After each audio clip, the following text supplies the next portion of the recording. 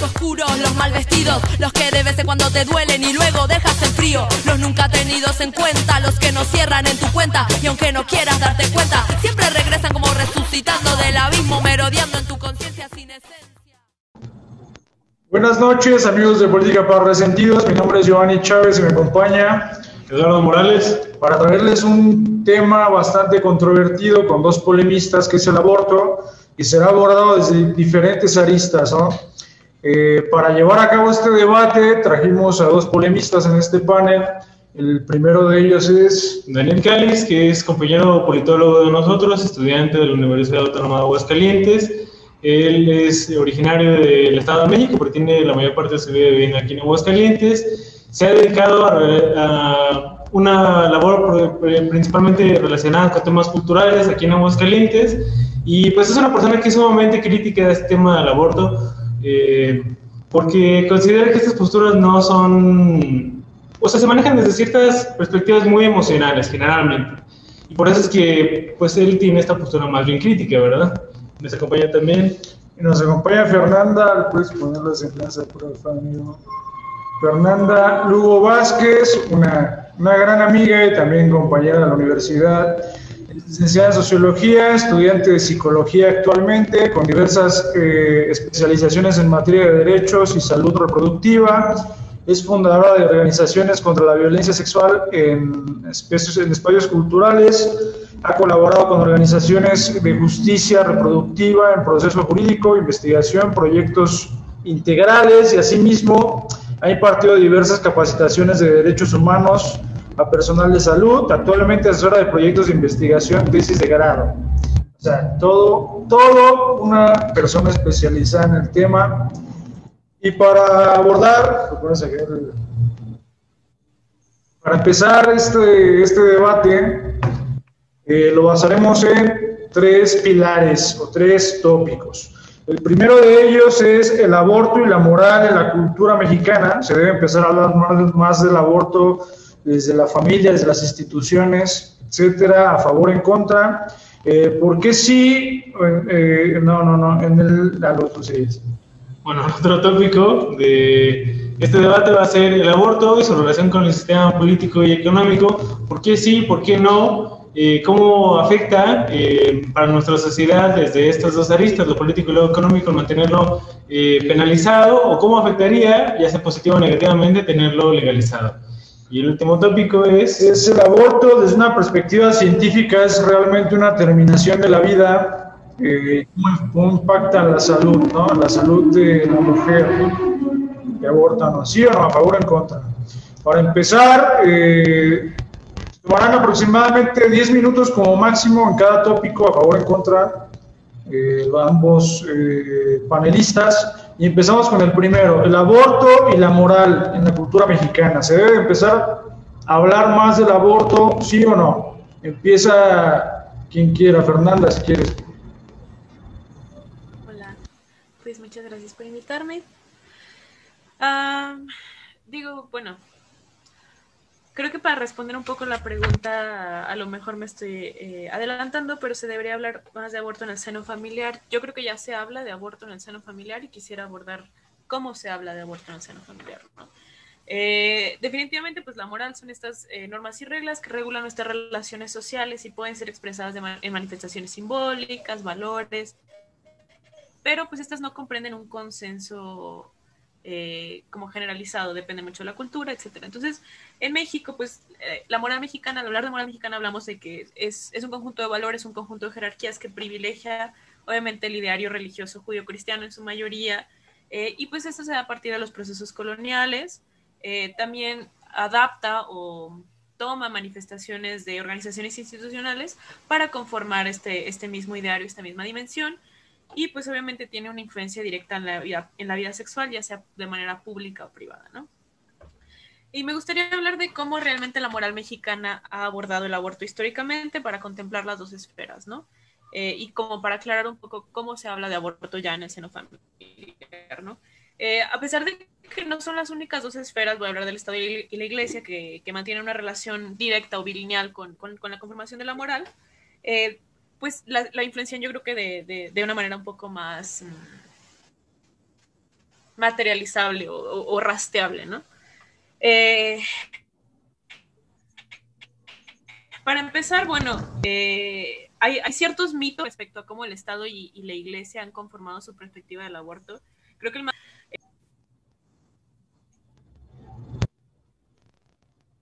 Bloqueaste tu micrófono, Fernanda. Perdón. Bueno, no existe un desarraigo religioso, obviamente, en la moral mexicana, en las nociones morales mexicanas, pero como para ser un poco más concretos, pues en los textos religiosos realmente no hay una expresión clara del aborto como un pecado, del aborto como, ahora sí que algo que se asemeje al discurso actual que manejan organizaciones pro vida o antiderechos. En este sentido, bueno, retomando como ciertos textos religiosos, específicamente la Biblia católica o que retoman las instituciones evangélicas, que es la que digamos más influencia en nuestro pensamiento moral, Dios sí expresa la conciencia de la vida intrauterina en estos textos, incluso se expresa desde el profeta Jeremías como en los Salmos, y bueno, ya específicamente ya en el Éxodo 21-22 es cuando empezamos a hablar del aborto en la Biblia, y bueno, hablan de que si hay una riña y se mata el producto, se paga una multa. Sin embargo, si matan a una mujer en esa misma riña que está embarazada, pues se cobra con la misma pena, ¿no? Con ojo por ojo, ¿no? Entonces podemos ver que desde los textos sagrados el aborto no se considera como un asesinato, ¿no? Que eso difiere mucho, y voy a entrar por qué ahora lo concebimos así desde como esta cierta dimensión religiosa y por lo tanto en la moral mexicana. Retomo una cita que me parece como muy interesante y que creo que conforma ya el pensamiento actual sobre los embriones, sobre el aborto y sobre pues la condición de la vida intrauterina, ¿no? Se dice ahora, bueno, a partir del siglo XV, que es cuando realmente cambia toda esta noción, y ahora mismo se dice que, bueno, pues el respeto a un embrión desde cualquier noción religiosa, pues exige que se le dé como la misma condición moral que un ser humano en su totalidad corporal y espiritual, debe ser respetado y tratado como una persona desde el instante de su concepción, por lo tanto se le debe reconocer los derechos de la persona. Y obviamente esto difiere mucho como en los textos religiosos, lo cual pues también nos habla de que nuestra concepción moral sobre el aborto es reciente. Incluso yo creo que la podemos rastrear ya como concretamente dentro del Estado y las religiones a partir del siglo XIX. El aborto no siempre se vio como un asesinato en esta dimensión. E incluso ya en el contexto mexicano legal, su primera aparición es en el Código Penal de 1871. En realidad, y bueno, y por ejemplo en Estados Unidos, que también uno de nuestros referentes morales importantes, el aborto no es ilegal hasta 1900, ¿no? Y eso, bueno, ya lo voy a tocar después, pero pues realmente nuestras concepciones del aborto son recientes y tienen que ver, ya lo tocaremos un poco en el segundo tópico, con los avances políticos y económicos que se dieron en la época, por lo cual pues también podemos ver con nuestras concepciones morales pues están basadas en preceptos actuales, ¿no? En preceptos de qué es el homicidio, de qué es un embrión, incluso el mismo entendimiento de los procesos biológicos de un feto, ¿no? Desde ser un cigoto, embrión, feto, etcétera, ¿no? Que antes pues realmente no se tenía noción, incluso filósofos y teólogos religiosos, que digamos que son los referentes un poco más conservadores sobre el tema, como San Agustín y Santo Tomás de Aquino, pues dicen que pues, el aborto realmente solo era un pecado si devenía del pecado sexual, valga la redundancia, ¿no? Y realmente la razón por la que la Iglesia toma el aborto como un asesinato fue que en Roma el Papa Sixto V quería controlar los procesos de prostitución que se estaban dando en ese momento y pues consideraba que el aborto y la anticoncepción, el establecer penas severas iba a disminuir este pecado. Y bueno, posteriormente crece el mito de la Inmaculada Concepción, que lo retoman la Iglesia y la medicina. Entonces ahora, moralmente, ¿cómo concebimos el aborto con todo este bagaje? Pues lo concebimos como un asesinato. Sin embargo, es muy curioso que este asesinato, o que nosotros definimos como asesinato moralmente, se considera directamente la persona asesina a quien aborta, más no quien puede, por ejemplo, una tercera persona que puede realizar este procedimiento. Y eso se ve muy influenciado incluso en las penas que mantiene actualmente nuestro Código Penal, dado que desde 1871, perdón, se establece que las penas más fuertes son para la mujer que está cargando al embrión, al feto, y que decide abortar, ya sea consentido o no consentido, a las terceras personas que pueden causar esto, ¿no? Y bueno, ahora sí que nuestro contexto actual sí está muy influenciado por estas nuevas narrativas que han presentado a través de distorsiones de pensamiento simbólico, como es la religión, ciertas organizaciones que digamos que son la principal narrativa opositora real de los derechos reproductivos, de la justicia reproductiva y por lo tanto del aborto. Y pues realmente son arbitrarios. O sea, bueno, con este bagaje lo que pretendía decir es que es un poco arbitrario, ¿no? Realmente no hay una congruencia entre el pensamiento divino o los textos religiosos, los textos sagrados, con las narrativas que se presentan hoy en día, como esta que hablaba de cómo se posiciona la Iglesia Católica sobre los derechos de un embrión, ¿no? Dotándolo de la condición de persona, que eso creo que es el meollo del asunto. Que la condición de vida que expresamos moralmente dota de una condición de personalidad, humaniza a un embrión, cosa que por mucho tiempo realmente no se hizo. O sea, como hablaba, las penas en la Edad Media por un aborto incluso variaban de lugar a lugar y ni siquiera era el pecado o la pena civil más grave. Realmente en la iglesia es hasta 1558 que este tema se empieza a tocar como una pena, y en los estados pues hasta el siglo XIX, siglo XX es cuando realmente se empieza a hablar de este tema como un delito, como un homicidio, cuando antes pues no era percibido de tal manera, ¿no? Y ahora, como para tener un bagaje estadístico, pues realmente pues, estas concepciones morales, o para materializar cómo estas concepciones morales impactan en nuestra realidad demográfica. De acuerdo al Embud, poco menos prácticamente el 48% de los mexicanos, en una escala del 1 al 5 de qué tan justificable es el aborto, pues nunca justifica el aborto bajo ninguna causal, a pesar de las que ya son legisladas. Y como para tener el contexto, la comparación, 4 de cada 10 personas nunca justifican la eutanasia. Entonces, podemos ir construyendo una cierta arqueología de la valoración que ponemos moralmente, ahora sí que el contexto mexicano hacia la vida, y de cómo esta vida no, digamos, no es porque un ser está vivo, es porque lo dotamos de la condición de persona, que consideramos, por lo tanto, una interrupción del embarazo, un aborto, o en su tal caso la eutanasia, como un homicidio, como una aberración, independientemente de las condiciones bajo las cuales estos sean realizados. Esto, bueno, también tiene que ver la naturalización, el rechazo moral del aborto, con una naturalización de las funciones biológicas y de la división sexual del trabajo, ¿no? A pesar de que realmente el concepto es nuevo, la maternidad históricamente, y si podemos generar esa línea, históricamente siempre se ha considerado, o la crianza de los niños, la maternidad como el sentido más amplio, un trabajo que le corresponde a las mujeres, y por lo tanto las funciones biológicas dictaminaban que pues, las mujeres estaban hechas para la maternidad, y que su función o su fin biológico se cumplía siendo madres. Y obviamente esto se tradujo a todas las dimensiones simbólicas, sociales, políticas, de las cuales ya se van estableciendo las sociedades organizadas. Ahora, ¿se debería de hablar de aborto en el seno familiar? Ya como para volver un poco a la pregunta, pues es que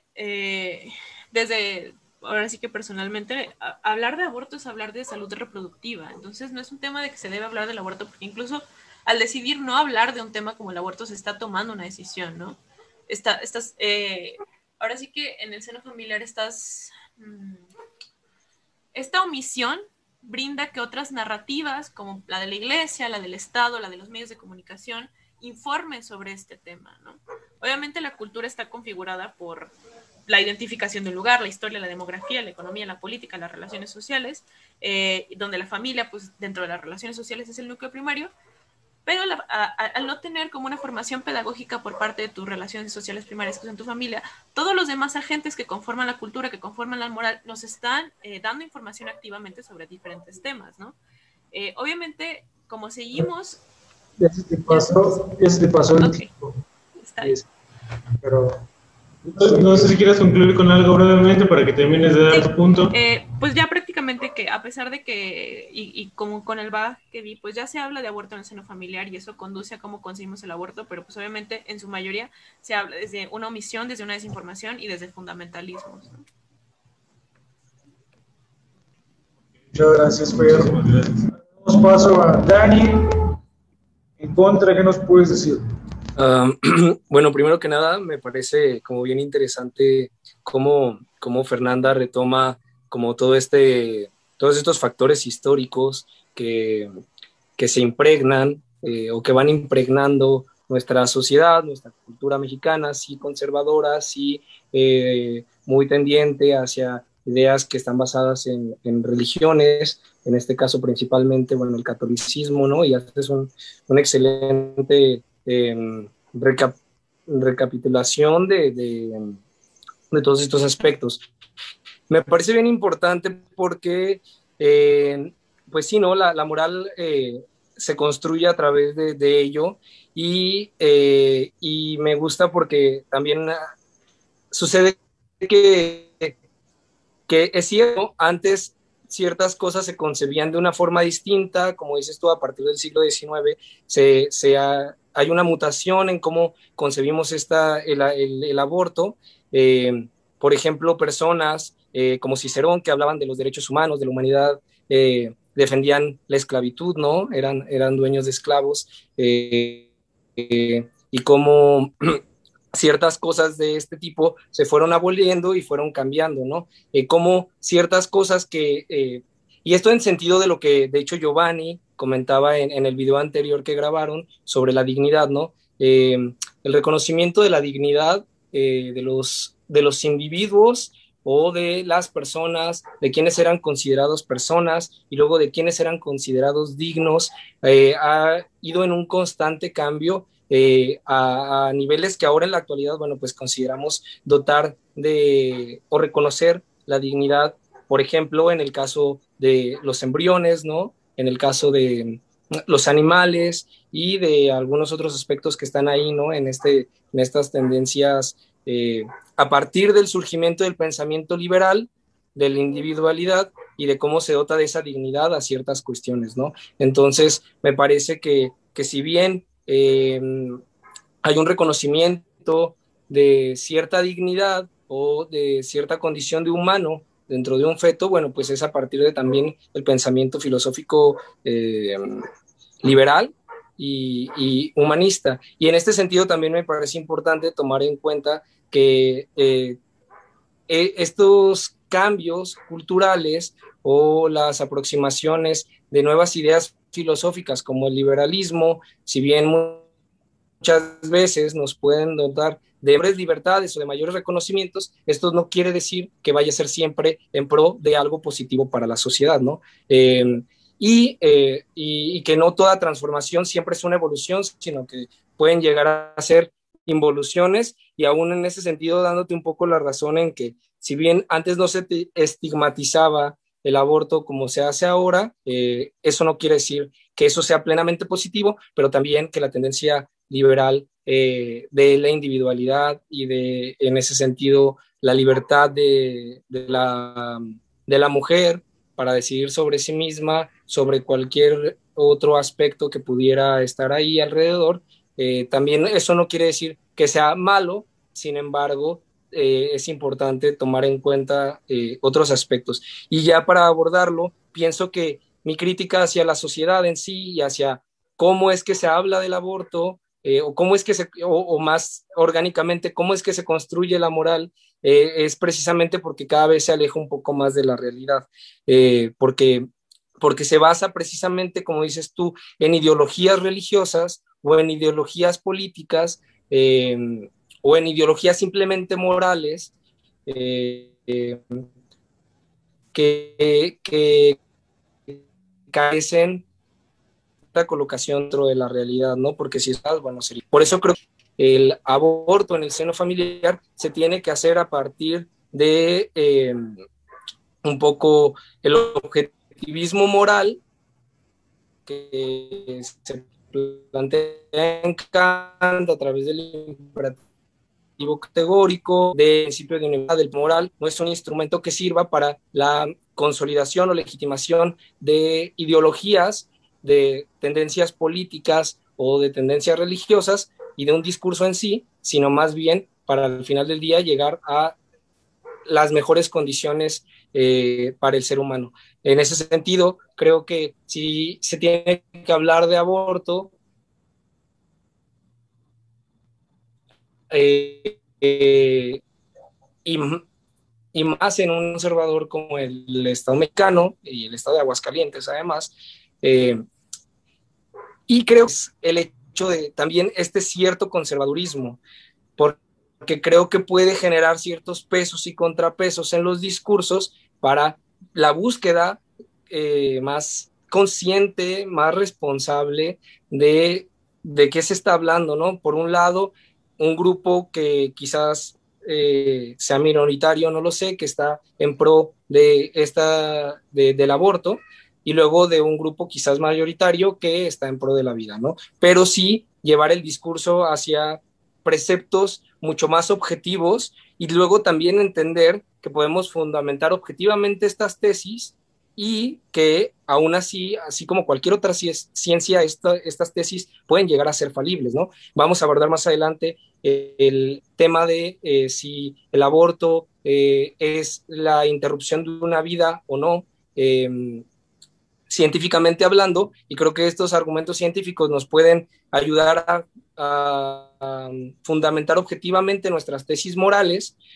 Sin embargo, entender que estas tesis están basadas en un lenguaje, en un uso del lenguaje, que de hecho muchas veces nos ha oprimido también, que muchas veces se ha utilizado para incurrir en delitos de lesa humanidad hasta ese grado, y tomar en cuenta, bueno, este aspecto para siempre no perder el ojo crítico y también no perdernos de la realidad, de que no se trata de la defensa en sí de una tesis, no se trata de la defensa en sí de una ideología, más bien de las condiciones para el bienestar de la especie, ¿sí?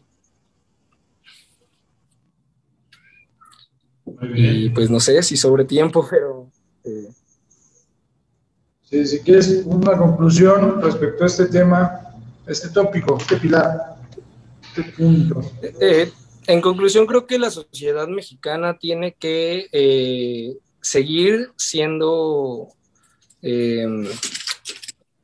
teniendo esta sensibilidad moral que tiene, pero tiene que trasladarla hacia preceptos objetivos, colocarla dentro de la realidad vigente y no dentro de realidades que ya no existen, que quizás nunca existieron, de hecho, y en ese sentido se puede llegar a síntesis bastante positivas y no por eso a la concesión completa de sí al aborto, ¿no? Pero tampoco la negación absoluta y no reflexiva. Muy bien, pues pasamos al siguiente tópico. ¿Lo quieres presentar? Ok, entonces continuamos con este debate. Empezamos nuestro segundo tópico, que es el aborto y su relación con el sistema político y económico. ¿Cuáles son las ventajas o las afectaciones, tanto positivas como negativas, de mantenerlo penalizado o mantenerlo, legalizarlo? Quien quiera empezar, adelante. Ok, ¿puedo empezar? Dale. Muy bien. Creo que incluso respondiendo un poco a lo anterior, me parecía como muy curioso como decías que el aborto o hablar de aborto necesitaba estar planteado desde narrativas reales y luego planteabas como una opción hablar desde el objetivismo moral, el imperativo categórico, perdón. Cuando realmente si hacemos un análisis crítico social, todavía las estructuras de pensamiento mágico, de pensamiento simbólico y de pensamiento moral basado en ciertos fundamentalismos religiosos, morales, sigue permeando parte de nuestra realidad y se sigue reproduciendo y parece no tener fin. O sea, ¿cómo?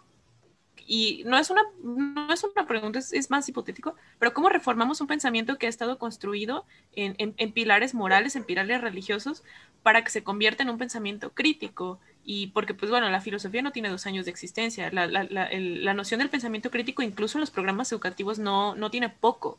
Pero sigue empezando todavía estas nociones, aún de personas que terminan una carrera universitaria. Incluso lo veremos más adelante, de personal médico, que de alguna manera tiene una preparación científica basada en el método científico para atender y realizar, una práctica basada en esto.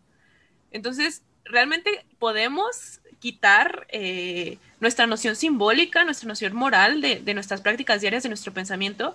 Yo abogaría por generar otras narrativas desde lo que ya tenemos. Por eso hablaba de cómo la religión por más de 1500 años no vio el aborto como algo negativo, como en los textos sagrados nunca se expresa que el aborto es un asesinato. Incluso en el Éxodo, que es literalmente la ley de Dios, dice que matar a una mujer es más punible que matar a un embrión.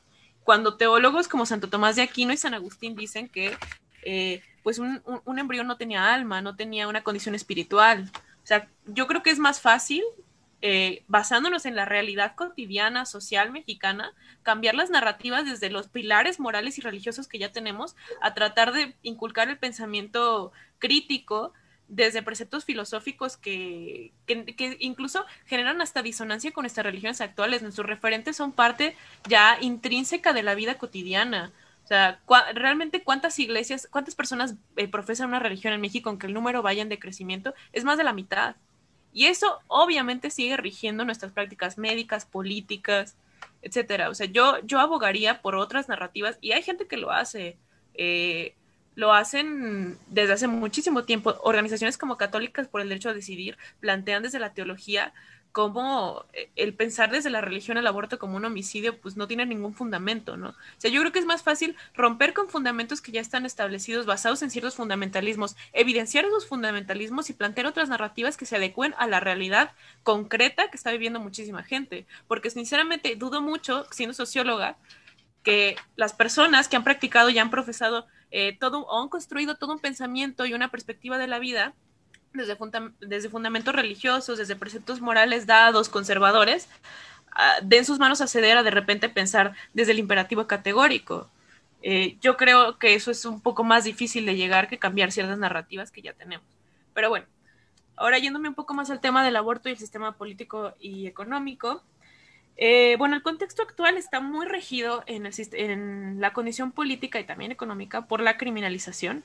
A pesar de que en México no todas las causales de aborto son criminalizables, porque gracias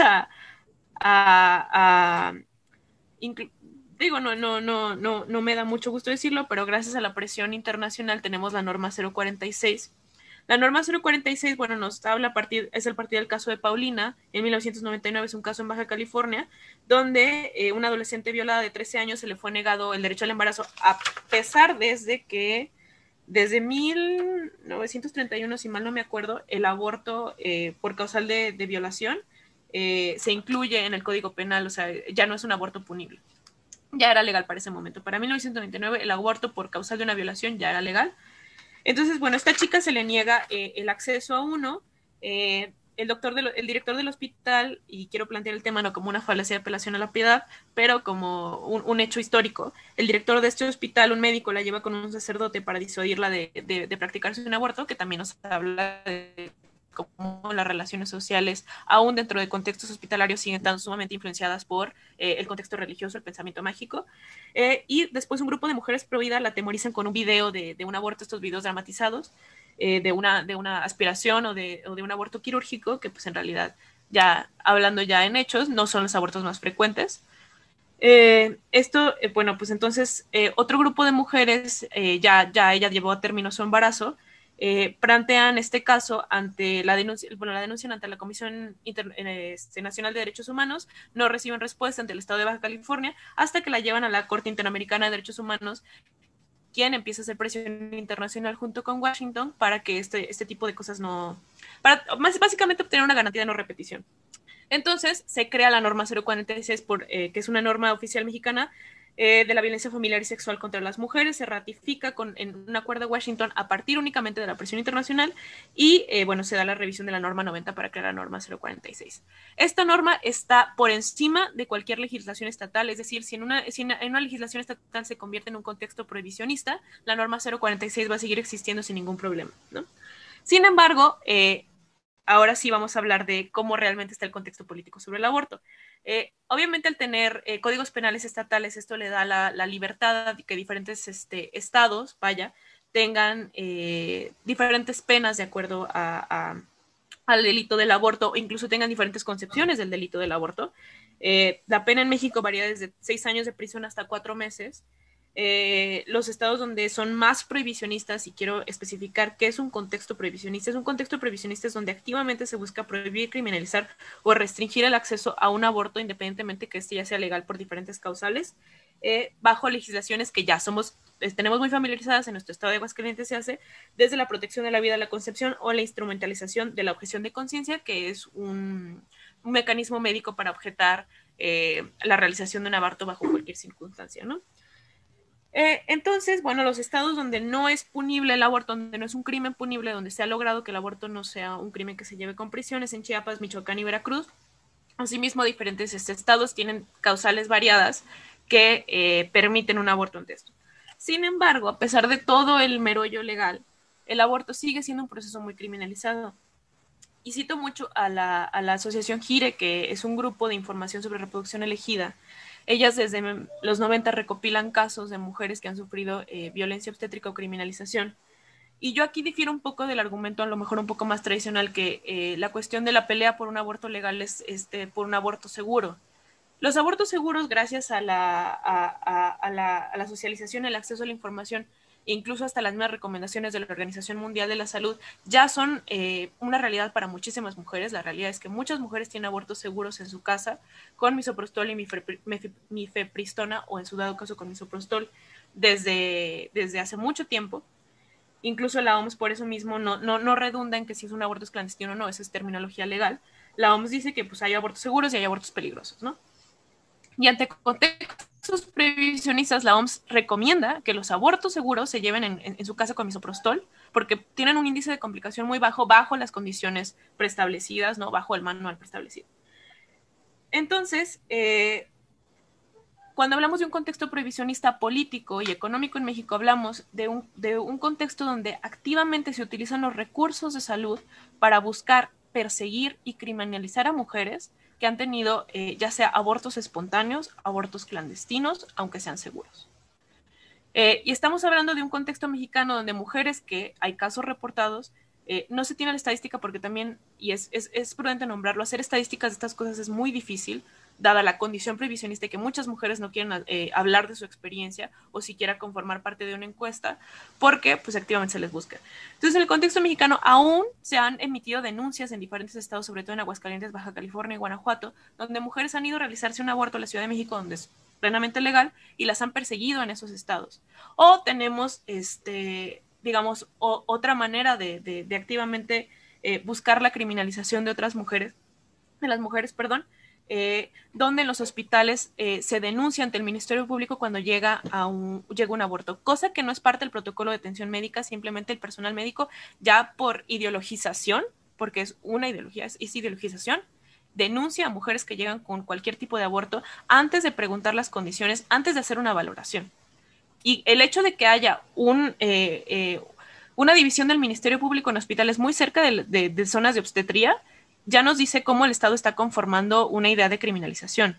O sea, si se aboga por aborto seguro en México, se aboga más por la descriminalización de las mujeres. Un aborto seguro en México se puede llevar en la clandestinidad. Es la criminalización lo que es el principal tema que nos preocupa. Entonces, si cuando hablamos de dignidad y cuando hablamos en el bloque pasado de dignidad, pues también tenemos que tener en claro que una prohibición del aborto, decir aborto no, le está restando dignidad a un ser humano formado, que es una mujer, que tiene la capacidad de gestar. Le estamos obstruyendo de su dignidad activamente con procesos de criminalización muy claros. Y eso a mí me parece lo más peligroso. O sea, las muertes por aborto realmente no son tan incidentes como por otras enfermedades. Y eso sí yo creo que es un argumento un poco débil en ese sentido. Pero es la criminalización lo que nos debe preocupar, porque actualmente, de 2017 a 2016, hubo 531 juicios por aborto y 228 sentencias bajo el crimen de aborto. Y eso que no estamos hablando de otros crímenes que comprenden esta misma criminalización, como son los partos prematuros, donde las mujeres, si el producto muere dentro de las primeras 24 o 72 horas, se les puede criminalizar.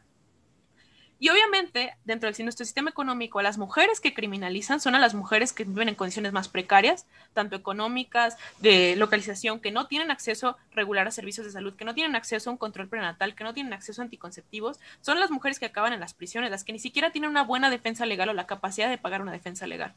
A pesar de que las cosas bajo las cuales se les sentencia a final de cuentas son juicios legales que la verdad son risibles, ¿no? Y digo, no quiero leer los casos porque realmente me parece que podría caer una falacia de apelación a la piedad, pero los casos son muchos y pues en su mayoría todo digamos que contempla la negligencia médica, la ideologización del aborto como un asesinato y la búsqueda activa de criminalizar a mujeres en condiciones precarias. Te excediste un minuto, pero estuvo bien. Gracias por tu participación. Estuvo de maravilla. Pero sí, o sea, 10 minutos, estuvo perfecto. Sigue el camarada Dani. Adelante, Dani. Bueno, dos cosas. Empezar por contestar lo que me decías en principio. Considero desde varias corrientes del pensamiento que el ser humano asimila el mundo a través de la experiencia, ¿no? A través de cómo él lo vive. Cuando esta experiencia es mínima o reducida, es posible que pueda ser bastante influenciado por cuestiones meramente conductistas, ¿no? De su entorno, pues estas apropiaciones culturales, ¿no? Del entorno familiar, del entorno social, que les hacen pensar de tal o cual forma que además de carece de crítica, no porque carezca de las capacidades críticas, sino porque carece de la inmersión contrastante y de primera mano de una realidad. Por eso es que me parece importante que más allá de apelar, como dices tú, a recursos de la propia, quizás hasta de construcción del pensamiento religioso para encontrar a través de esos mismos preceptos nuevas ideas, me parece que puede ser en muchos sentidos poco viable, ya que la apropiación de estos pensamientos religiosos no se apropiaron a partir de una identificación personal o crítica, sino simplemente a través de la herencia en una etapa temprana del desarrollo que después es difícil de desaprender de alguna forma, ¿no? Por eso creo que es más importante la inmersión del individuo, principalmente los infantes, para que puedan apropiarse de ese mundo que les rodea y entonces puedan entenderlo, ser críticos de él y generar sus propias conclusiones, que muchas veces podrán estar en pro o en contra de ciertas cosas, pero seguramente lo estarán desde una perspectiva mucho más informada, mucho más real, colocada dentro de la realidad. Y fíjate, tú, ya entrando en el segundo tema, tú dices, yo no quiero leer algún caso específico porque no quiero caer en una falacia. Yo sí quiero leer uno de los casos porque a mí la verdad sí me parece bastante sensible este tema. Es un tema que se debe sí de humanizar. De hecho, a mí en lo particular, en lo personal, me incomoda la deshumanización de la vida humana dentro del periodo de gestación, pero también me preocupa bastante la deshumanización de la mujer dentro de la maternidad, dentro del proceso de gestación, por un sistema que sabemos a todas luces es machista. Y creo que parte de lo que decía de colocar a las personas en la realidad es que entiendan que esas estadísticas de las que se habla, que los juicios que se hacen a través del análisis jurídico, del análisis filosófico, hay un montón de personas reales viviendo situaciones sumamente precarias, ¿no? Y me parece que es importante quizás retomarlo desde esta perspectiva humana. Y por eso quiero leer un poco el caso de Mónica, que de hecho, como lo dijiste tú, GIRE, el Grupo de Información de Reproducción Elegida, hace un informe sobre la criminalización y dentro de este informe incluye casos reales, ¿no? Supongo que los conoces. En Querétaro de 2001 sucede este caso de Mónica y dice, Mónica era profesora en la ciudad de Querétaro. En febrero del 2001 tuvo un parto fortuito en la letrina de casa donde vivía. Entonces se quitó la playera, envolvió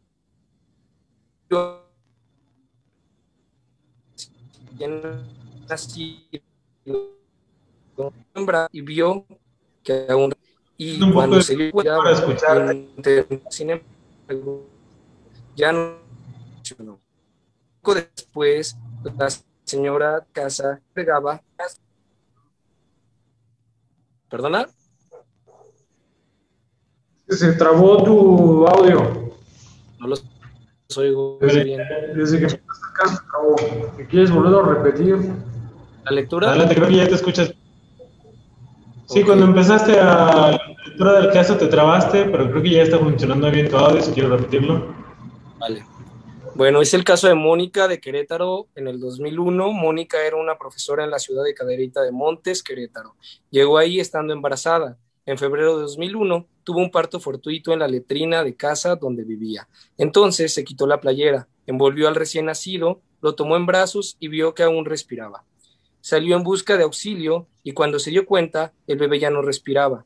Intentó reanimarlo, sin embargo, ya no reaccionó. Poco después, la señora de la casa que la albergaba la atendió y Mónica fue trasladada a un hospital donde le practicaron un legrado.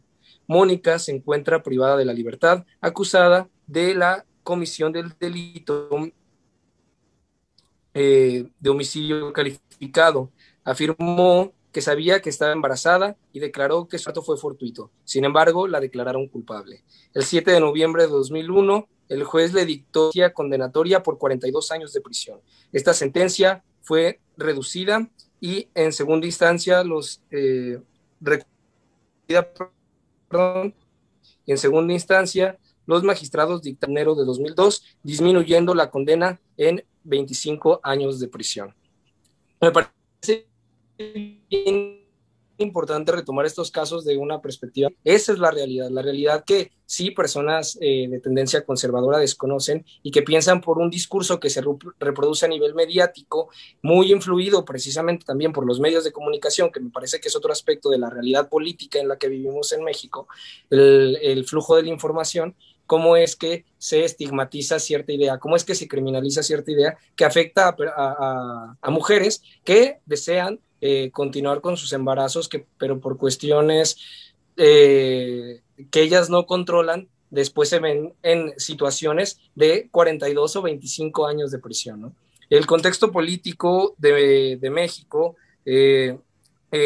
bueno, al menos en el caso de Aguascalientes, como decías tú, es excluyente de responsabilidad en algunos casos, no en todos, pero lo es en violación, imprudencial o culposo, peligro de muerte o inseminación artificial no consentida. Eso, al menos en el caso de Aguascalientes, es no punible. Sin embargo, sigue habiendo un estigma detrás que afecta en la realidad al día de hoy a mujeres. Esa es una realidad. Pero también, ¿qué es el aborto a nivel social y político en México? Bueno, es un fenómeno de varias dimensiones, ¿no? Porque hablarlo desde el estigma de la criminalización y de estas condiciones es una cosa, hablarlo desde la tendencia liberal del individualismo y de cómo yo puedo ejercer en mi individualidad acciones libres sobre mi cuerpo que después tienden a discursos en donde ahora sí se desvaloriza la condición humana de un individuo en gestación. Esa es otra de las realidades que también se viven en México, ¿no? Y con las que también creo que debemos ser críticos. Es decir, el hecho de que existan estas realidades que definitivamente por el Estado y por la sociedad deben ser atendidas, colocándose dentro de la realidad, también es que colocarse dentro de la realidad no implica nada más reconocer que un individuo humano que se gesta dentro de otro carece de una de cierta dignidad, ¿no? Eh, eh,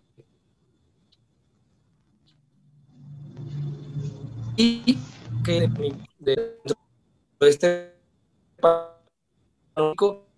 es urgente de completa carga de regulación a nivel médico, a nivel legal, a todos los niveles, pero sí desde perspectivas contrastantes y no únicamente desde que no se tomen unos argumentos por otros, ¿no? Pero bueno, hasta este punto creo que hay cierta coincidencia, ¿no? En lo que decimos. Sí. Ponemos aquí, luego abrimos otro o si alcanza el tiempo. ¿Cómo está el tiempo, Fernanda? Ahí Todavía no me ha dicho nada, entonces si quieren podemos como seguirle. Sí, ¿Cuánto llevo? El siguiente tópico. Ya te pasaste. Bueno, llevas 10. Llevan ya como 10 minutos de emisión. Sí, con eso. Llevas 10. El siguiente tópico es. Y a mí me parece que no están diciendo lo mismo y me gustaría más que confrontaran sus ideas porque ya mencionó, primero que Fernanda dio el ejemplo de Tomás de Aquino del embrión, que no se le consideraba vida, y Dani se está diciendo que es gestación humana, ¿no? Gestación humana, un individuo humano dentro de otro. ¿Desde qué punto empieza a ser humano, no? Entonces, ahí viene, a propósito de este tema, el siguiente pilar tópico que es se le considera vida la terminación de la vida desde un punto de vista científico, y ya hay un humano también dentro de los procesos de gestación, desde dónde parte el concepto de humano en el proceso de gestación. Me pides a Fernanda y después otra vez Dani, por favor. Bueno, un poco respondiendo al otro, yo creo que no es, en México no se deshumaniza a los embriones, se les humaniza más que a las mujeres. O sea, si no, no tendríamos todos los casos que Gire recopila. Y digo, tú hablaste de los de parto fortuito, pero los de aborto, o sea, hablaba hace rato del caso de Paulina que nos dio la norma 046. En eso hubo una clara deshumanización de una menor de edad de 13 años, la cual fue obligada a parir un producto de una violación, que no es la primera vez que pasa en Aguascalientes. Hace unos años, como hubo una sentencia por parte de la Suprema Corte de Justicia porque el personal médico de Aguascalientes se declaró objetor de conciencia en su totalidad. Todo el personal médico de Aguascalientes se consideró objetor de conciencia para no brindarle un aborto a una menor de edad que tenía un embarazo producto de una violación. Aquí yo creo que no le estamos dando dignidad a las mujeres que están gestando un embrión, porque ni aún en las causales punibles el Estado cede a hacer abortos. O sea, y por eso hablaba de contextos previsionistas. Yo sé que es un tema complejo, pero estos contextos previsionistas nos muestran a quién están humanizando, quién es el sujeto de derechos en una situación, a pesar de que ya esté previamente legislado desde hace más de, o sea, desde 1930. Lo tuvieron que reformar en los 90s porque no se aplicaba. Y digo, antes de ese estaba el caso de Isabel, a quien también se le negó en un principio un aborto por una violación, que tenía 16 años. Entonces, si no somos capaces de humanizar, o sea, si realmente, más bien, la pregunta es, o más bien, la negación es que los embriones están más humanizados que las mujeres que están gestando ese embrión. O sea, a mí no me parece que los embriones en México estén, en el contexto mexicano, estén deshumanizados, porque si no, no tendríamos tanta violencia obstétrica que se niega o que instrumentaliza cosas como la objeción de conciencia para no prestar el servicio que le corresponde al personal médico de realizar un aborto. O sea, no, a mí no me, sinceramente no me lo parece. Si no, no tendríamos organizaciones como Gire que se remiten a denunciar estos casos hasta la Corte Interamericana de Derechos Humanos, porque no puede ser que nuestros organismos de derechos humanos no puedan cumplirlo, no puedan comparecerlo. O sea, tiene que venir la Suprema Corte de Justicia de Aguascalientes a decir que sus iniciativas que pretenden darle al embrión derechos o hacer del embrión un sujeto de derechos con iniciativas como la protección de la vida desde la concepción son inconstitucionales, porque sí, efectivamente, por parte de la oposición que activamente busca criminalizar y buscar hacer contextos prohibicionistas, se está humanizando un embrión, y la narrativa es de mucha humanización del embrión. Si no, no consideraremos el aborto un homicidio. Ya hay una humanización previa del embrión. Las cruzadas morales que iniciaron la prohibición del aborto, y como un poco ligándolo al tema, fueron a raíz de la legalización del primer caso de Roe versus Wade en 1973, o más visible, porque la Unión Soviética se despenalizó antes. No iniciaron los grupos pro vida hasta 1973, no iniciaron los grupos evangélicos hasta 1973, que hicieron su cruzada magnífica por el aborto, que lograron que en 2019 en Alabama se prohibiera totalmente el aborto, a pesar de que en Estados Unidos es legal desde 1973. Si hay una humanización previa de los embriones, la hay. No, la que no hay es la de las mujeres, y menos en condición de gestación. Si no, tampoco tendríamos violencias o incluso crímenes como la violencia obstétrica. Aún de mujeres que deciden llevar a término su embarazo, se les criminaliza. La violencia obstétrica surgió por un caso en Estados Unidos donde en medio de un parto se decidió empujar al feto, al bebé, que más bien ya era un bebé, que estaba en proceso de nacimiento. O sea, no hay una humanización de las mujeres en condición de parto, no hay una humanización de las mujeres en condición de gestación. Y yo me atrevería a decir que desde edades reproductivas no hay una humanización en general, ¿no? ¿Por qué estamos tan preocupados en dotar como sujetos de derechos a embriones y no a mujeres que están siendo procesadas por crímenes que no cometieron por falta de asistencia legal? O incluso ni siquiera con cuestiones de inequidad de género.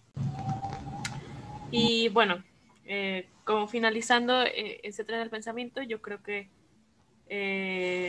sí hay una humanización arbitraria, o también, y para conectarlo un poco con lo que sigue, hay una humanización arbitraria a los embriones, porque usualmente solo los humanizamos cuando están intrauterinos, ¿no?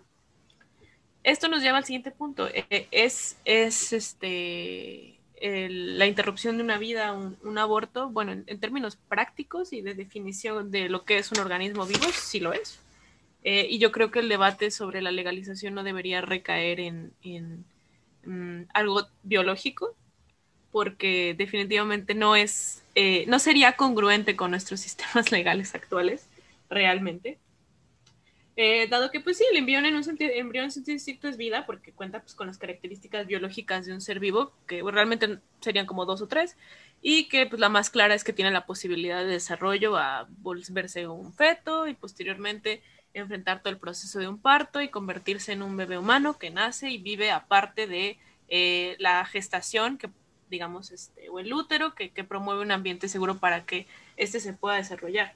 Sin embargo, ciencias o disciplinas filosóficas y científicas como la bioética, para determinar este tema, pues precisamente nos establecen que hay un proceso de desarrollo embrionario, ¿no? Y que este proceso de desarrollo embrionario permite identificar cuándo un sistema nervioso está desarrollado, cuándo un sistema respiratorio está desarrollado.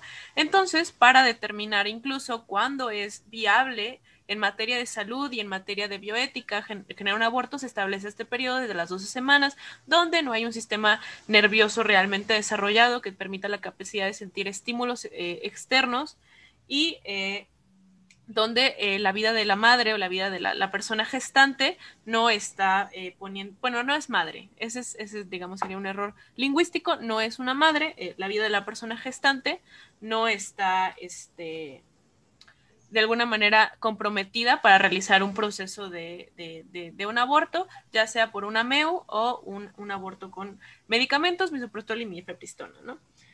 Entonces, esa sería como mi aportación a esa pregunta. Sí, es una vida, pero eso no hace del aborto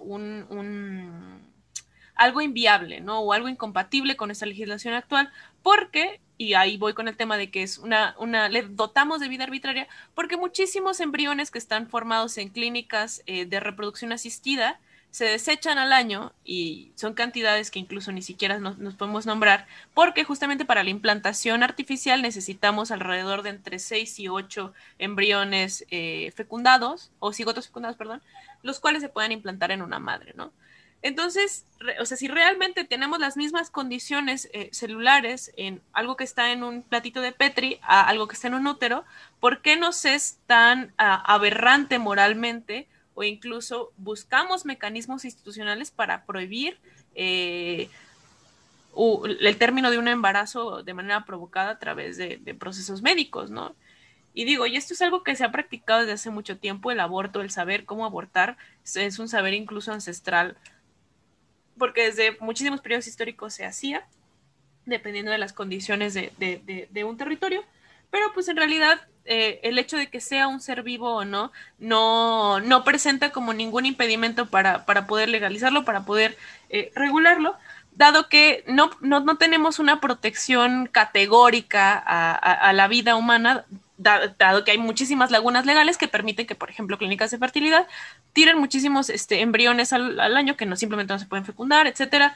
Y asimismo, pues estas mismas condiciones las aplicamos en el sistema jurídico actual, ¿no? O sea, ¿por qué si es una vida y si vamos a considerarlo a priori como una vida, un desarrollo, un potencial humano, como de repente luego dicen, ¿por qué los abortos que están provocados por una violación, por qué los embarazos provocados por una violación sí pueden terminar en un aborto, ¿no? Entonces, no, tenemos consideraciones que hacen de la prohibición del aborto, o vamos reduciendo el argumento de por qué es ilegal cada vez más arbitrario.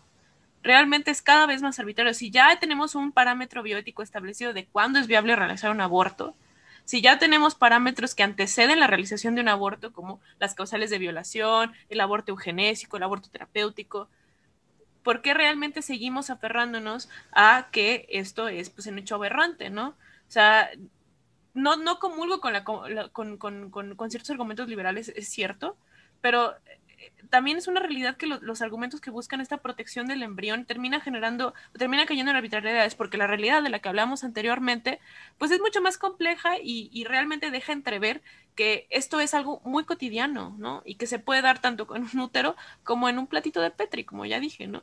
Entonces, pues en un sentido estricto sí, es una vida, pero eso no lo hace incompatible con poder regularlo y legalizarlo. Muy bien. Gracias, Fer, por exponer este punto de la cátedra. Ahora, Dani, continúa con tu punto. La réplica y el punto. Bien, pues abordando el tema directamente y también respondiendo un poco a lo que decías acerca de que sí existe una humanización bastante marcada del embrión en México, y es cierto, coincido. Por eso también decía que tenemos una excelente área de oportunidad, precisamente porque sí existen estos preceptos de humanización del embrión, y es cierto que también existe una deshumanización de la persona gestante o de la madre, perdón, de la mujer en sí, pero que bueno, si se trabaja en la búsqueda a través de una normatividad jurídica, una normatividad a través de políticas públicas, la búsqueda de la humanización de la mujer, pero sin la deshumanización del embrión, que se tiene bien consolidada, se puede llegar a un excelente instrumento, tanto jurídico como de política pública, para el tratamiento de este tema de forma objetiva y positiva, tanto para la persona gestante como para el individuo humano que se gesta dentro de él, y que hago hincapié en individuo humano porque la condición de persona considero que se adquiere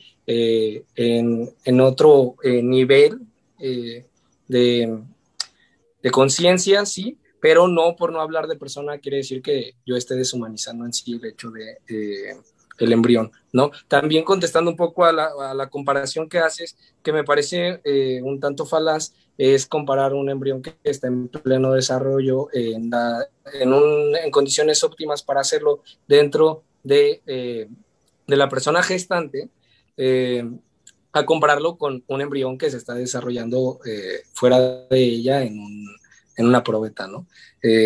Considero que las condiciones no son ni cercanamente equiparables, pero bueno, ya abordando la pregunta acerca de si es o no, María del Pilar Calva, que es una médico genetista con especialidad en genética, perdón, y con maestría también en bioética, en una conferencia que se da en el 2008, en una corte, en la búsqueda de la despenalización del aborto previo a las 12 semanas de gestación, ella, y por eso te hablo de que sí existen corrientes en la búsqueda de simplemente decir por qué no, porque ese embrión humano no, porque tiene que no haber ciertas consideraciones para ese embrión humano y que se pueda entonces despenalizar el aborto, ¿no? Ya hablé claramente de que entiendo el tema de la estigmatización, ¿sí? De la criminalización. Sin embargo, en este sentido, bueno, pues ella habla de por qué un embrión o aún desde la mera fecundación ya es un individuo humano, y es por esto que también tú mencionabas de forma muy a grandes rasgos, pero es la individualidad genética del cigoto, ¿no? Recuerdo un poco lo que decían Uri y Giovanni en el video pasado acerca de esta comparación que igual me parece falaz con un pelo, cuando las condiciones biológicas de un embrión no son las mismas, ¿no? Sí son células vivas, pero son células vivas con una individualidad genética diferente por el 1%, de acuerdo con el proyecto del genoma humano, pero que ese 1% o ese menos de ese 1% que le dé diferencia genética lo hace un individuo único y que no se ha repetido en otra ocasión. Es humano, ella lo menciona, pertenece por su... Y entonces yo hablaría aquí de los reduccionismos en los que se cae cuando se habla de persona solamente de humanidad, cuando se existe la conciencia del humano, ¿no? El sentir es otra cualidad del humano a través de sus terminaciones nerviosas, y en sí lo que más hace que un humano sea humano a través de las categorías es su composición. Si hablamos de temas biológicos, que ese es el corte de la pregunta, es su composición genética. Eso es lo que realmente lo diferencia de cualquier otra especie, ni siquiera su condición racional o de conciencia, ya que esto, si bien es cierto que nos diferencia también, no es lo que más nos diferencia de otras especies. Este es el primer punto. La segunda evidencia que ella menciona es la continuidad del desarrollo, que también mencionaste a grandes rasgos, que es un potencial humano y que no lo es a nivel ontológico, ¿no? A un nivel subjetivo, sino que lo es a un nivel objetivo, porque esa célula tiene un código genético programado para desarrollarse dentro de un tiempo específico y alcanzar a tener ciertas condiciones para después entonces hablar ya del desarrollo, ¿no? De la persona en sí cuando ésta nace. Pero al final del día, esto lo hace le da la condición humana y la condición de individuo, además, ¿no? No solamente un humano que depende, sí, proteicamente de la persona gestante, pero que es individual al fin y al cabo. Y la tercera evidencia que ella menciona es la autonomía de la vida prenatal, que es que este código genético es el que comienza de manera autónoma su desarrollo, obviamente con el vínculo que tiene directamente con la persona gestante. Sin embargo, es él en un nivel, digamos, de programa de desarrollo que comienza a crecer, a multiplicarse en células primero y a llevar todo el proceso que llevan, ¿no? No hay una intervención directa de la madre en el desarrollo a través de esta programación genética que le da cierta autonomía. Ese es otro de los aspectos que ella menciona como evidencia para hablar de vida humana y para hablar de vida individual humana. Ahora, ¿esto es suficiente para entonces penalizar o estigmatizar cualquier forma de aborto en cualquier condición?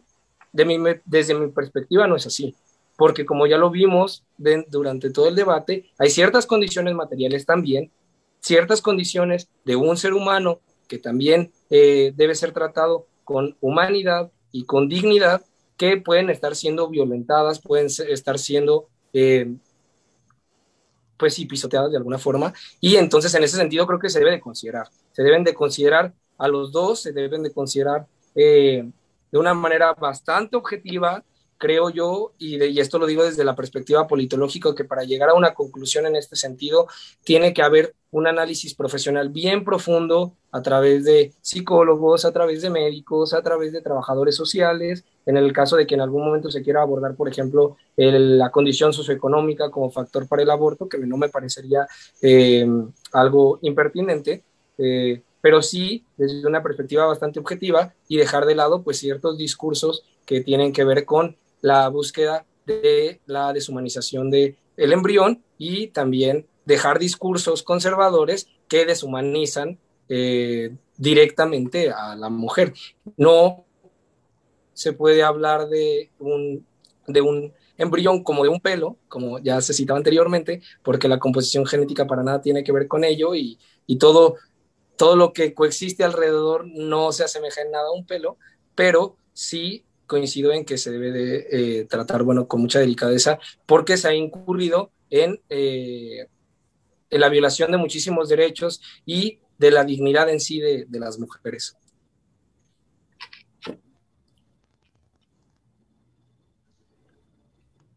Muy bien, como conclusión, 3 minutos de réplica para todo lo que te dijo, y luego tú también 3 minutos de réplica, ¿no? Nada más apelando que la composición genética de un cabello se utiliza también en procesos periciales para la identificación de un individuo, ¿no? Y también puntualizar que el concepto de humano tiene que ver más con una cuestión antropológica de civilización desarrollada y no podemos dar a priori la concepción de humano en un conjunto de células cuando forman un gameto, ¿no? Sí es una composición genética distinta, pero el cabello sigue siendo parte del mismo gameto, que en determinado punto del desarrollo carecen los dos de conciencia. Y eso está comprobado. No hay propiocepción, no hay entendimiento del ambiente, etcétera, etcétera. Pero bueno, vas 3 minutos, Fer. Ok, en ese sentido, no comulgo específicamente con la deshumanización de un embrión tampoco, pero no en un sentido que le otorgue derechos. Y aquí hay que ser muy claras, ¿no? Aquí hay que ser y creo que en esto luego también tengo críticas con ciertas narrativas que apoyan la legalización, porque creo que son reduccionistas en sí mismas, ¿no? El hecho de la condición orgánica que nos hace seres humanos, y a mí no me lo parece, que es un argumento lo suficiente sustancial para dotarnos de derechos, porque estamos aún considerando las condiciones materiales humanas, como hablábamos anteriormente, como las causas que hacen de un aborto no punible, estamos ahora sí que siendo o selectivos o de alguna manera negando la homogeneidad genética que nos dota como seres biológicamente humanos. Entonces, en ese sentido, se vería, creo que está un poco selectivo y se han hecho críticas, ¿no? O sea, porque el aborto, y tiene mucho que ver con nuestras conformaciones sociales, porque el aborto eugenésico es de los menos moralmente reprobados, ¿no? Y cómo esto se asocia a nuestras ideas de capacitismo. Nuestras ideas de humanos, y concuerdo, están muy arraigadas en un antropocentrismo, necesidades de vida, aún genéticamente, y somos testigos de que la ciencia médica lo ha reproducido de esa manera. Están muy basadas en condiciones antropocéntricas que, bueno, que tienen que ver con ahora sí que con el campo de acción directamente. Pero el decir que la ciencia en sí está totalmente desapegada de las nociones humanas, antropológicas, sociales y culturales, me parecería a lo mejor un poco utópico. Creo que eso es a lo que se quiere llegar, pero me parece un poco utópico y lo vimos anteriormente. La práctica médica es indudablemente influenciada por todas las concepciones morales que todavía se tienen sobre el aborto, ¿no? Y bueno, hablando, yo sé que en términos genéticos de la autonomía de la vida intrauterina es cierto, en realidad ni siquiera existen conexiones nerviosas directas entre un feto, ya cuando es un feto, y una mujer. No existen condiciones nerviosas compartidas. Sin embargo, este punto de la autonomía de la vida intrauterina creo que es hasta cierto punto discutible. Incluso tú lo mencionaste anteriormente, o sea, no puedes comparar la condición de un feto, de un embrión que se encuentra en un proceso de criogenización para después implantarse en un útero, a un feto que está en las condiciones, en un embrión, que está en las condiciones apropiadas para desarrollarse sin ningún tipo de interrupción, ¿no? O sea, sin ninguna implantación. pues esa autonomía de la vida intrauterina pues realmente no es ni siquiera, es discutible porque tiene que estar dentro de un útero un embrión para desarrollarse, ¿no? O sea, no, en términos técnicos y yo creo que hasta materializables, no creo que exista una autonomía de la vida intrauterina porque todavía, desafortunadamente, no hemos llegado al punto donde la gestación pueda ser totalmente fuera de un útero, ¿no? Incluso hasta en el desarrollo ya de un infante un infante no puede sobrevivir y hasta hay retroceso en su desarrollo si no hay una figura que le brinde calor, que le brinde apego. Esto mismo creo que nos hace cuestionar ahora la perspectiva de por qué, o sea, si realmente son sujetos autónomos y si realmente son sujetos de derechos, si no tienen la capacidad de autonomía. Incluso por eso todo nuestro sistema legal no le da autonomía cuando un ser es nacido hasta que es una persona de 18 años. O sea, tenemos legislación especializada para considerar que personas todavía no tienen autonomía porque no hay desarrollo cerebral, porque hay incluso otras condiciones biológicas que nos llevan a pensarlos como sujetos de derechos de manera diferente. Entonces, ¿por qué un embrión, si aún tenemos esas condiciones con las infancias, por qué un embrión debería ser considerado como un sujeto de derechos, como se plantea en estas condiciones prohibicionistas o que buscan darle la protección de la vida desde la concepción? Ya ahí terminó el tiempo. Entonces, Dani, si quieres dar tu última réplica, conclusiones. Pues sí, creo que respecto a esto último que mencionas, ¿no? Sí, también me parece cuestionable y en ese sentido también, por ejemplo, como mencionas sobre mi infante, ¿no? El hecho de porque es dependiente, se debe de dejar de la persona gestante, se debe de dejar de considerar como esa autonomía y entonces no se puede considerar por esa carencia de autonomía, atendiendo al concepto en sí de dignidad, perdón, que también apela a esa autonomía. Entonces un infante ya nacido también podría ser considerado, se podría poner en duda qué tanto puede llegar a ser sujeto de derechos porque sigue siendo al final de cuentas dependiente, ¿no? Sigue careciendo de autonomía y no nada más en lo legal, sino también en lo material. En ese sentido, creo que por eso es que el embrión debe ser tratado en sí con dignidad y evidentemente tenemos en México un problema, esa sería mi conclusión, tenemos un problema que gira alrededor de la deshumanización y de la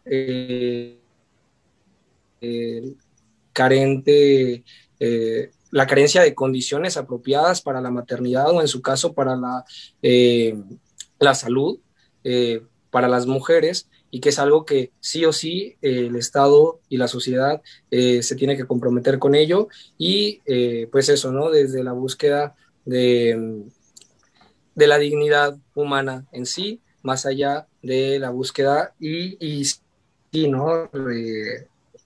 De cierto discurso liberal, ¿no? Como ya decías tú.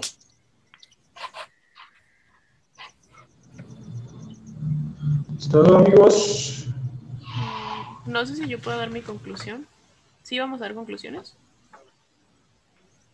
Sí. Yo no preparé, pero si quieres darla, dale. Ok. Bueno, yo creo que yo difiero en el sentido de... Yo creo que en México no... A pesar de que se trate a lo mejor una propuesta conciliadora que busque humanizar tanto a un embrión como a una mujer, yo creo que en México es bastante incompatible, porque ya hay una polarización preexistente y que tiene antecedentes muy claros, los leímos, donde hay una deshumanización clara de las mujeres, de su salud reproductiva. Por eso mismo, yo creo que muchas nos orientamos no a buscar una despenalización del aborto como la solución, a acercarnos a la justicia reproductiva. Yo creo que se tiene que buscar una agenda completa de justicia reproductiva, porque ya ni siquiera hablar de derechos reproductivos es suficiente, ¿no? Y pues justamente por eso mismo creo que la despenalización más libre es un eslabón, más no es la solución de los problemas. No va a solucionar toda la deficiencia que hemos leído sobre los servicios médicos y cómo sus concepciones morales afectan en el servicio que prestan. No vamos a resolver la violencia obstétrica despenalizando el aborto, por supuesto que no. No vamos a resolver la deshumanización de las mujeres despenalizando el aborto, no. Yo creo que muchas mujeres incluso van a ser criminalizadas porque ya hay un precedente ideológico para hacerlo. pero sí creo que en el contexto actual de prohibición, de criminalización y de activa persecución, yo no veo otra salida más que empezar con una agenda de justicia reproductiva que contemple la despenalización libre del aborto. Y creo que es la única manera, con una agenda completa, vuelvo a repetir, en la cual podamos resolver los problemas de criminalización que ya tenemos y que forman parte, pues, de nuestra realidad latente.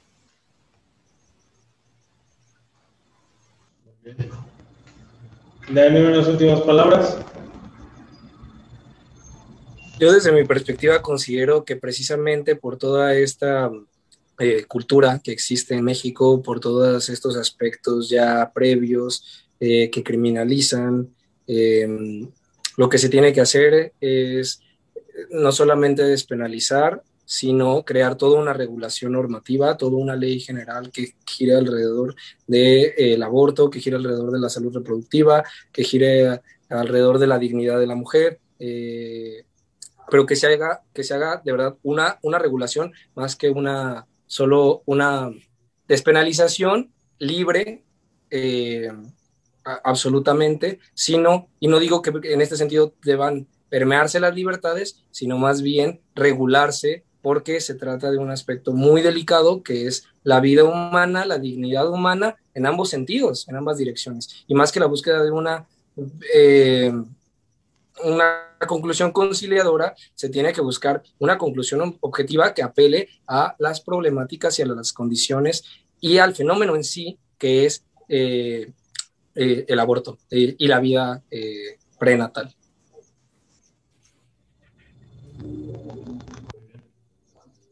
Pues gracias, amigos, por este debate que pareció más conversatorio, y pues esperemos verlos más a menudo, porque también sigue Dani contra el consumo de drogas, ¿no? Ahí sí está totalmente en contra.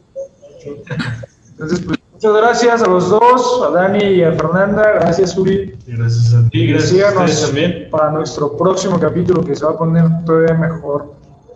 Chao. Hasta luego. Gracias.